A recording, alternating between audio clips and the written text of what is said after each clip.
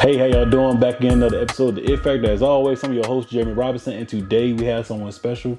Go ahead and introduce yourself. Director Ryan Givins, St. Louis, Missouri, Atlanta, Georgia, human of the world. I like that. So with that, man, how you doing today? How you doing mentally, physically, emotionally? Man, I'm good, man. I can't complain for real. Fucking traffic though, bro. It's Atlanta. Listen, I got about 15 years. When I get this money, I'm running for Congress. I'm gonna win, and you're not getting a license until you 75. I'm not playing. This is crazy. Transit. Man, this is crazy. It's You bad. just don't know the back ways. That's the problem. Man, I tried every way. I started the front way, back way, went back. It don't matter no more. I'm gonna tell you something, and I ain't trying to go way off, but when the pandemic happened, it was bad. It was bad. Definitely. But I had the funnest time of my life in the pandemic because I traveled, I jogged, I drove, and thank God I ain't catching none and I'm still here. But it just let me know how much fun it is without cars. Definitely. So yeah. And with no traffic like that, and with that many people out. None. So, man, with that, let's jump on into it, man. What got you to being a film director? Like, what made you want to say, I'm a film director? I ain't gonna lie to you, bro. It's so many labels. Like director, cinematographer, videographer. I didn't know I was a director until I did this. Till I did Atlanta 10.0. Got you. I didn't know. And before that, I did everything. You know, weddings, music videos, and I still do that stuff if it makes sense. Of course, television. Right. But yeah, recently, bro. Like in the last, I would say 4 months. You the first person that got me since I became an official director. Man, I'm thankful, bro. Where I can actually say, I'm a director. Yes, indeed. And when I say it, I feel like I mean it, or I know I mean it. You know what I'm saying? So yeah, bro, just recently. Definitely, that's amazing. I would say with that, man, what is your it factor then? Why you do what you do? Man, it ain't nothing better than thinking about something, making it, and it come out the way you thought about it. Definitely. And other people appreciate it. Definitely. You do it for yourself because you're like, oh, I want to do it. That's fire. Like, oh, I gotta do that. You know what I'm saying? Or I want to make it look like this. To me, when I do that, it takes me to another place spiritually. You know what I'm saying? So yeah, that's why I do it. That's why Definitely. That's how I feel about podcasting and being able to create so much stuff and have so many great people like yourself on. It really takes me to another place. But also, like, we've been working on my season 5 intro. Every year we try to outdo what we did the year before. And when we were sitting there talking about it, me and my best friend, he was like, bro, we're going to outdo ourselves this year. Yeah. And I like that it's coming from a genuine place. Because, like, we trying to just outdo what we did last year. It ain't to show nobody. But the fact that people like it, it's like, okay, that's a plus. Oh yeah, that's a plus. Definitely. For sure. So what made you want to tell the story of Atlanta 10.0 and why now? So I wanted to be as creative as I could be, as shocking as I can be, and mix a social issue or a possible issue or possible situation, I should say, all in it and keep people attention. Definitely. And be artful in doing it. And that's what happened, bro. Like, cause my friends and my family know me. Like, they've been calling me crazy my whole life. And of course, I know when you saw it, it's like, this shit crazy. Sadistic. So an executive that saw it, she was like, how did you think of this? And I was just like, what you mean? Like, just out of my brain. And she was like, you crazy. So it's a good crazy. You know what I'm saying? Creatively. It's so real. Yeah. It's so real. yeah, man. So that was just it. I just wanted to be creative. Got you. Yeah, that's it. And with you working, as a camera producer, man, and working as a camera op as well, and being a producer, I meant, bro, how did that play into you being a film director, and how is it being in those roles as well? Being in, besides the director role, it always feels like, even if you're good at it, in my opinion, in my situation, it always feels like if you're doing something for somebody else, it's always work. It don't always, no matter, it's a blessing to be a camera op, be a producer, but when you on somebody else's, I guess, time, am I saying that right? You're right. If you're on somebody else's time doing something for somebody else, to me, it always, now in the beginning, I'm like, oh yeah, I'm a camera, I'm on TV, doing this, doing that, going up. But then eventually, you're like, I gotta do it myself and just feel better. Definitely. And that's me. But for some people, they thrive in that environment. You know what I'm saying? Right. So that's just me. But I always feel like doing what I want to do, how I want to do it, when I want to do it, and being creative. Is that supposed to be playing? Is that me? I think so. Hold That on. ain't me. It ain't? Can't be me. It is me. How? Oh, it's an alarm. Ghosts. My bad, cuz. You good? Well, yeah, I hope I answered that question. You answered it well, man. Okay. And I like that how it plays into now you being a film director as well. You got your foot in a lot of good things that a film director needs. Yeah. So that's a beautiful thing. I'd say, what are some of your ultimate goals with your TV series, man, and the future films that you want to have?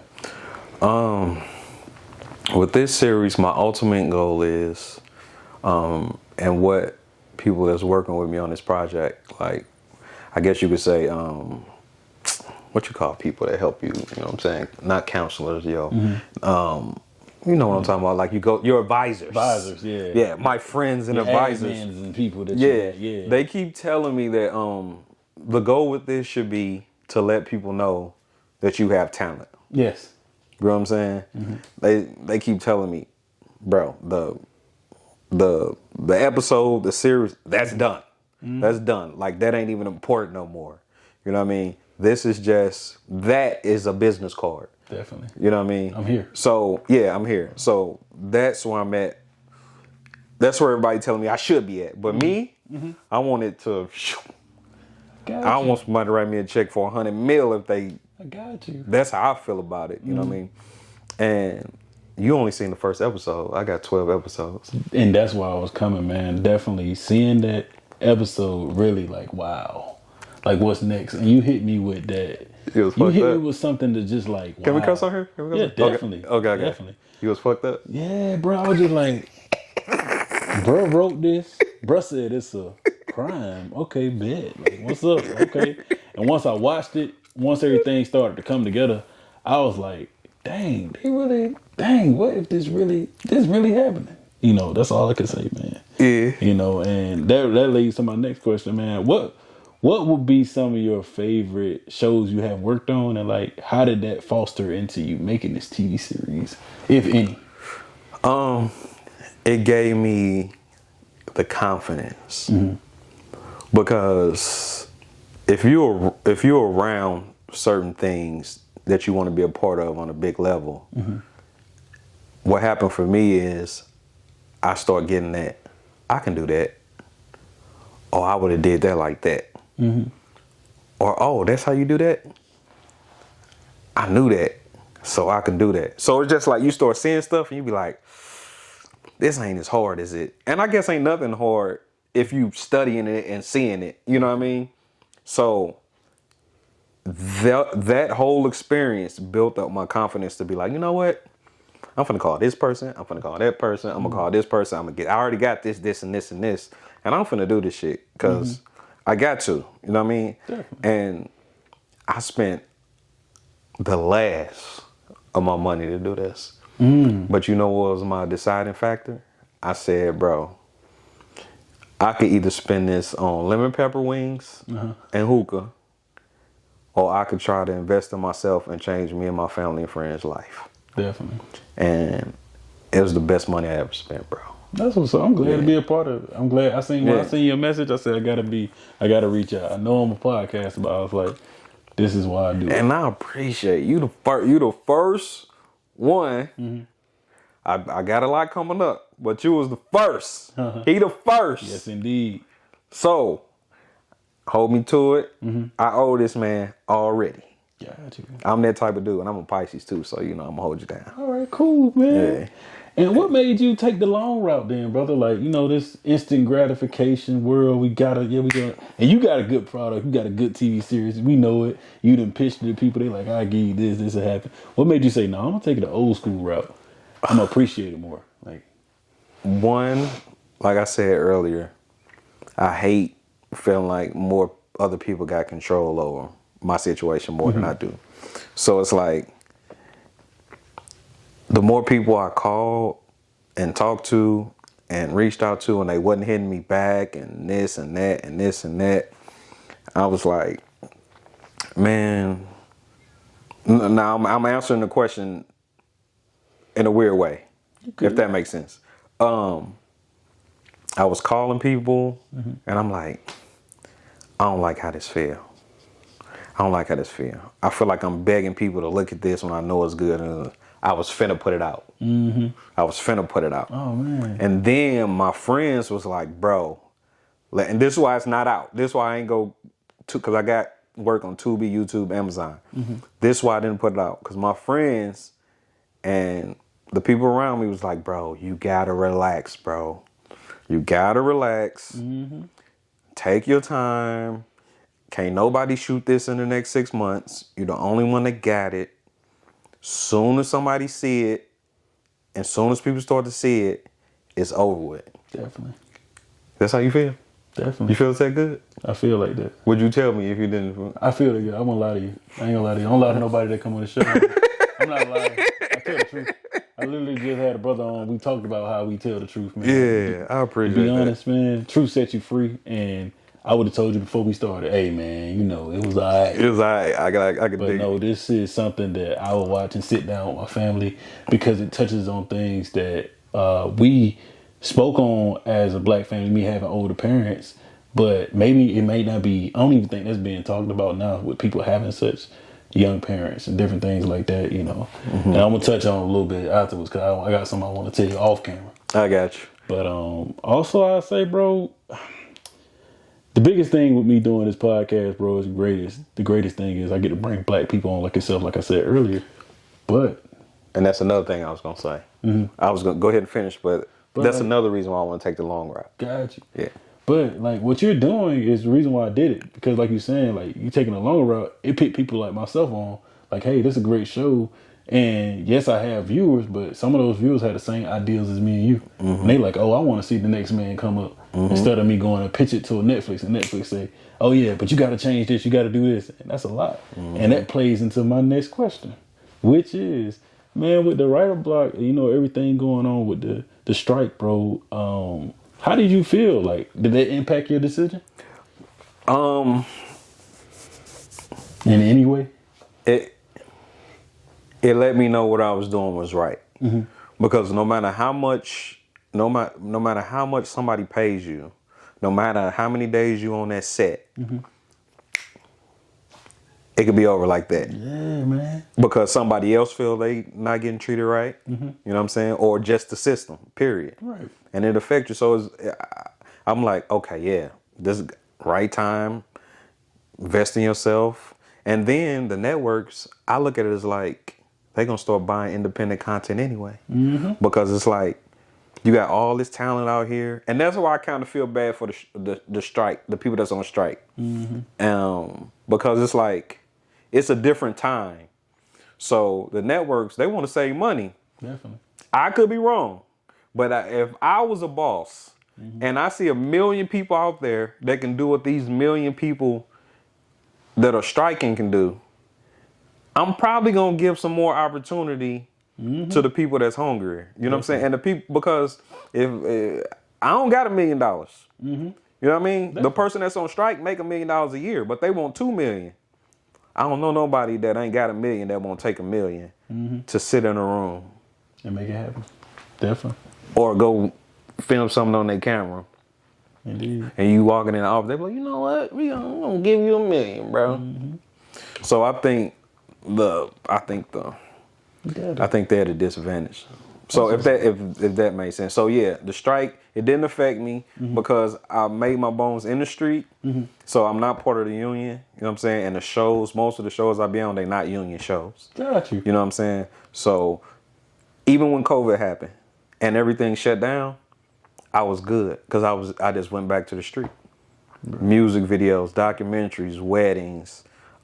People, you know how many people opened up businesses during the pandemic because they got all that money. So that's some game too. Definitely. And I was about to say If you start from the bottom, you will never fall off. definitely. You know what I'm saying? You'll never fall off. Keep it real with the people around you. Keep it real with the small people around you. Keep it real with the independent people. Ain't nobody small because can't nobody get nowhere with somebody help. If that makes sense what I'm saying. But keep it real with everybody. That industry shit is business. It's business. You can make $1 million with somebody one day and the next day they'll be like, hey, yeah, that was fun. We made $1 million. Get away from me. But that same person will come right back if they know they need you and y'all make another $1 million together. So it's just business. You know what I'm saying? Don't take it personal. Definitely, man. But keep it solid with everybody. My bad. Hope I ain't rambling. No, you good. You did it good. Okay. I mean, that's good, and that's what I want, bro. To be honest, the crazy thing is, I feel like even with Strike, the fact that you said that, hey, man, outside of that, I was still making money. I still know what I need to do. And that let me know that this TV show and whatever you do is going to be good because you started from the bottom. You know, you ain't Drake starting from the bottom either. You know, he really ain't starting from the bottom, but you know, not to knock him, but hey, you know, everybody got their different paths. But I feel the same way about podcasts. A lot of people like, they get quick, like, oh, bro, you can do this, or this TV show, or this song, or we'll help you do this. And like, nah, I like doing it original. And they'll grow as it grow, and I appreciate it more. And it also be genuine. I know who really following me and what my network really is. Instead of you telling me, oh, this, and then it's just taken away. If anything would have happened to this podcast, it's because of me. Facts. And I respect that. Facts. Know, definitely, man. So before we do close, man, I would say, would you happen to have any questions for me? Yeah, man. I was surprised that's all you have for me. When you seen it, what question did you have? Did you wonder about me as a person? My biggest question was like, did this happen?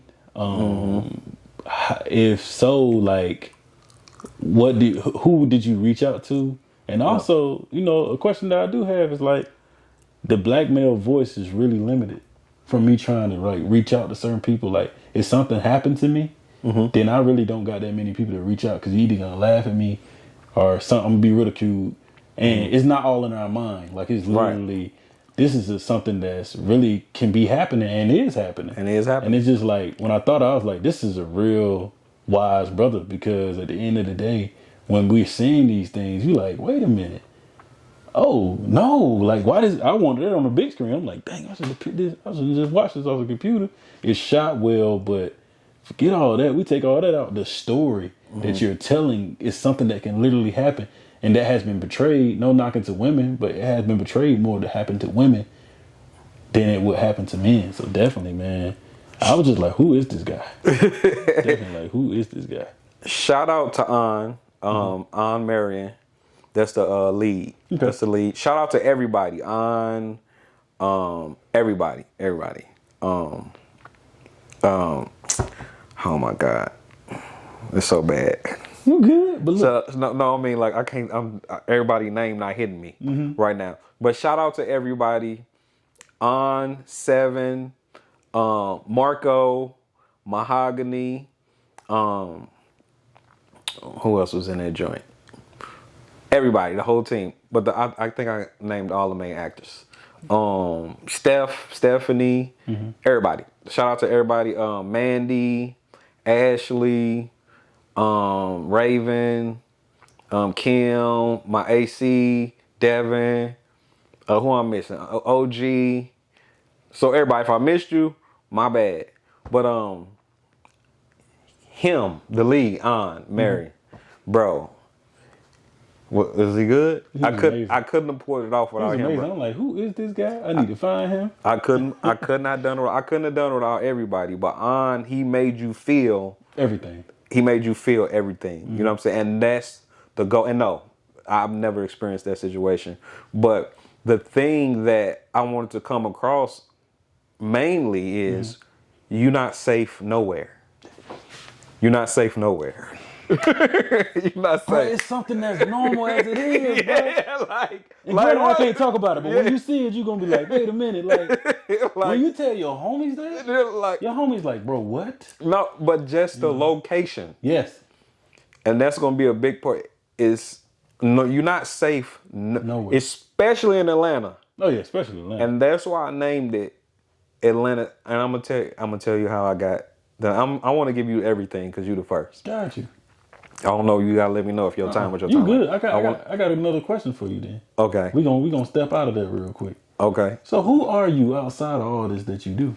Outside of everything, I'm gonna tell you who I am. I found the pandemic, bro. Mm-hmm. I am a strong believer in God. Yes. That's what defines me. Mm-hmm. I found out I really believe in God when that pandemic happened. Definitely. And if at any second, if it's a day, if it's an hour, I always go back to God. That's all I got. Definitely. I ain't got nothing else. Like, I could be having a crazy day. I could be all the way fucked up. It could be anything. I could be having good days. Mm-hmm. But I always, it's like a voice that's in my head. Talk to God. Talk to God. Mm-hmm. That's who I am. I am a lover of God. I respect that. That's what it is. I mean, it's some other things up in there, but that's my foundation, bro. That's what's up. Yeah. So the name, the Atlanta 10.0, and just not being safe. The reason I named it that is because a lot of people want me to change the name, but Atlanta, the regular show, right? Mm-hmm. It showed everything. It showed everything except the shit you just seen. Definitely. That's the only thing that would have been like, wait a minute. And it's going to get wilder. That was the first episode. And is it like Tales? Like, is it going to be different or the same people? Or? I'll use the same actors in different episodes, but it's no continuation of no episode. Because, yeah. So, but people they loved On and 7, the detective, so good in the first episode that they was like, what's gonna happen after this? What they finna do next? And I'm like, it's over with. For that episode. I want to alter it. You want a continuation? I want like one more and I gotta tell you this. I just want to see that happen and how he go back home. And he already went home though. He was there. And that's another thing that I can say. Oh, okay. I didn't want it to I wanted to because people could get mad at me because they gonna say I'm perpetuating something. You know how people they look past the art and and they were like, definitely. So that's why I kept them strong throughout the situation. Bro, you fire. You know what I'm saying? I didn't want people to come back and be like, cause it could have went another way. It could have went the way that it goes. He could have. It could have went the way that it's going. It go. I'm sure it goes. We're doing a good job by keeping out what it is, though. I mean, folks gonna be very intrigued on what it is. Yeah. Definitely, man. They might. And if they figure it out, I'm not mad because I told everybody, I told like 20 to 50 people what it was about, what the actual episode was going to be about. And they was like, what? And they knew what they was going to see, but when they saw everything together, they was like, I didn't fucking You want to know something crazy? This is a fucking amazing still. Something that was crazy. And when I seen it, you know what I thought about? I thought about the show on Netflix, the Black Mirror show. Yeah, and that's in my picture. I thought about Striking Vipers. That's in my... and I said, bro. So when you send in a pitch deck, when you send in a pitch deck, And really, Yeah, tell me about Black that. Mirror is really the Twilight Zone. Twilight Zone, yeah. Yeah, it's the Twilight Zone. But so this, I don't know if I was, well, should I say it? You can say it to me outside of this. I'll just put it like Black Mirror is in my pitch deck. So you send a pitch deck to executives in development, and they ask you, what will this show remind people of, or was it like? And that show you just named was in my pitch deck. So you ain't off at all. But Black Mirror is never gonna be as extreme. As where I took it. No, you didn't. It's not one episode. Right there. It's episodes that's close. I want to see the rest.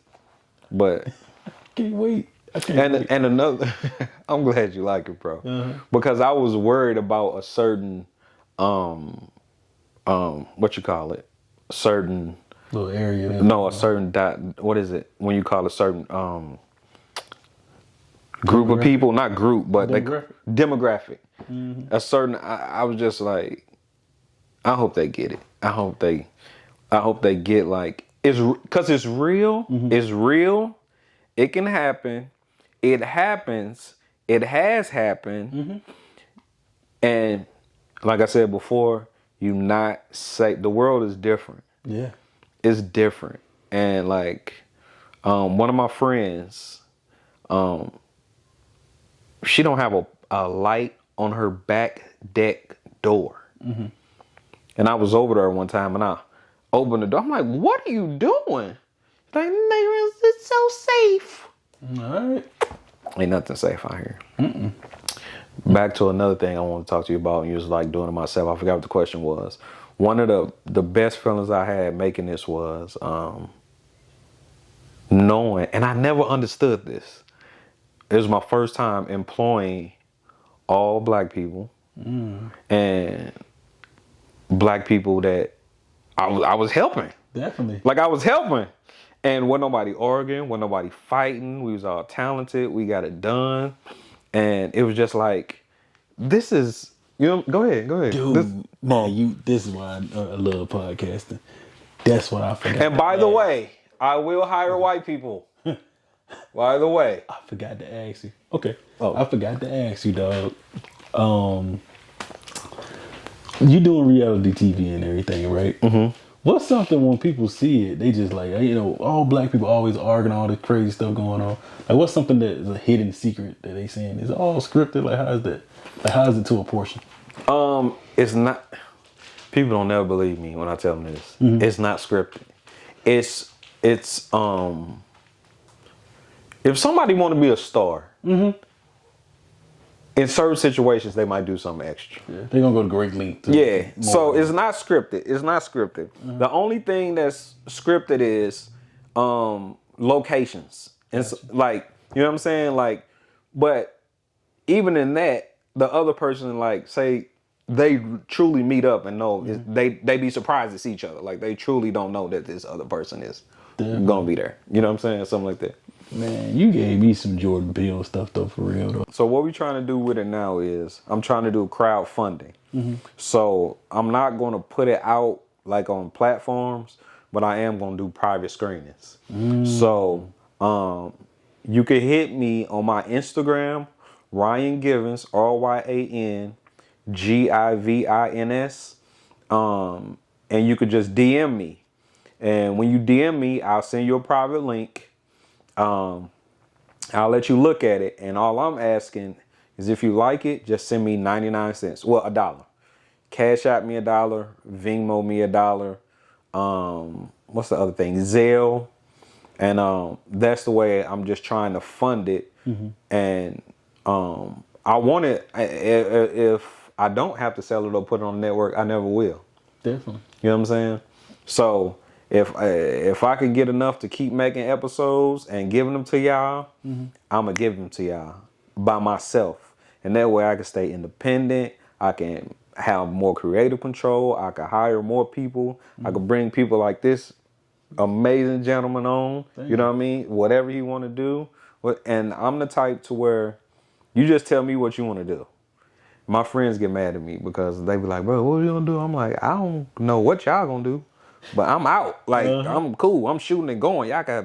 I told my one homie, I said, I don't care if y'all turn this to the Price is Right after we get it popping. You know what I'm saying? And my email is director Ryan Givins at gmail.com. I know y'all know how to spell director, but I'm gonna do it because I be tripping sometimes. DIRECTOR or YANGIVINS at gmail.com. Director Ryan Givins at gmail.com. Ryan Givins on Instagram. And just, if you send me your email, tell me you want to see the movie, and I'm sending it to you. Definitely. And it will oof. $1 going crazy. Trust me. Yes, indeed. But yeah. Yes, indeed. I guarantee you gonna be ready. You gonna like, wait a minute. And support this man. The first. He the first. Yeah, I want it. I'm really a Crip from Missouri, so keep it solid, man. I appreciate you, bro. Thank you, brother. Anything you need from me? What you need from me on camera? Tell me so they'll know we got this log. Whatever I see come up, man, I'm definitely let you know, bro. But the biggest thing is literally keep doing what you're doing. And whatever you need from me, let me know and I'll do that in transparent, man, because the biggest thing is I can say, oh, give me this director, or do you know this person, do this. But something I learned is that's good, but it's like at the end of the day, I really want to see you succeed. And as you succeed, I succeed. I appreciate that, bro. Definitely. It's your boy Ryan Givins with my man on the It Factor podcast. This shit going up. This a good dude. I like his energy. Thank you, man. And that's it. That's what's up.